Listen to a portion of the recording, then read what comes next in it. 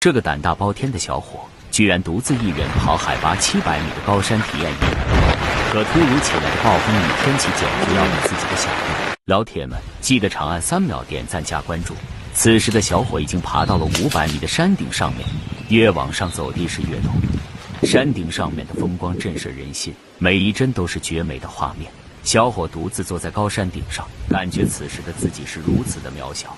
在大自然面前，情感上面的挫折显得微不足道。放下前任最好的方式便是来一次沉浸式的野外露营。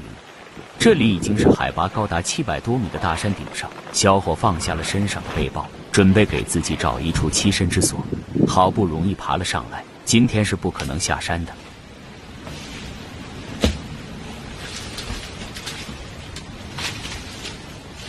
山顶上的风大，小伙用2个大石块绑在了防雨布的两端，然后将石头丢下了悬崖，以此来增加防雨布的抓地能力。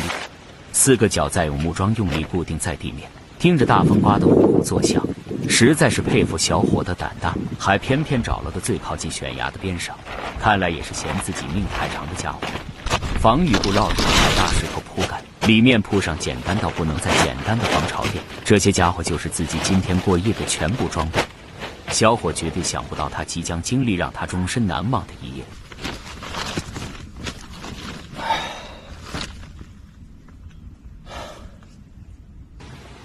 这个可爱的移动电源倒是成功吸引了我的注意，对于野外露营来说简直是神器。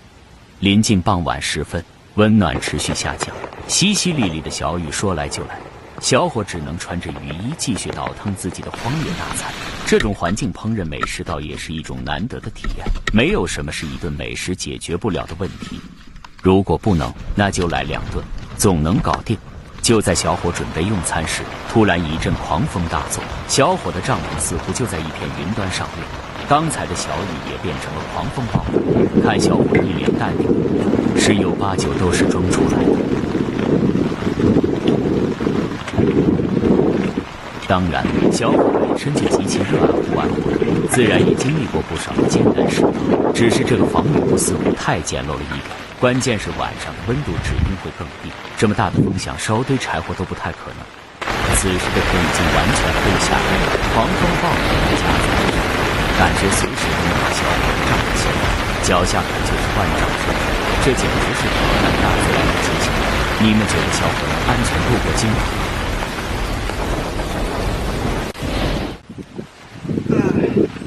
听到小伙起床的声音，我的一颗悬着的心也终于落了地。没想到这小小的防雨布如此给力，简直就是奇迹。自己的脚已经冻得几乎没有知觉，小伙换上了包里准备好的加厚袜子，准备庆祝自己挑战700米海拔露营成功。坐在高高的山顶上俯瞰着整个世界，来上一杯自己手磨的浓咖啡，这种美妙的感觉实在是突破了天际。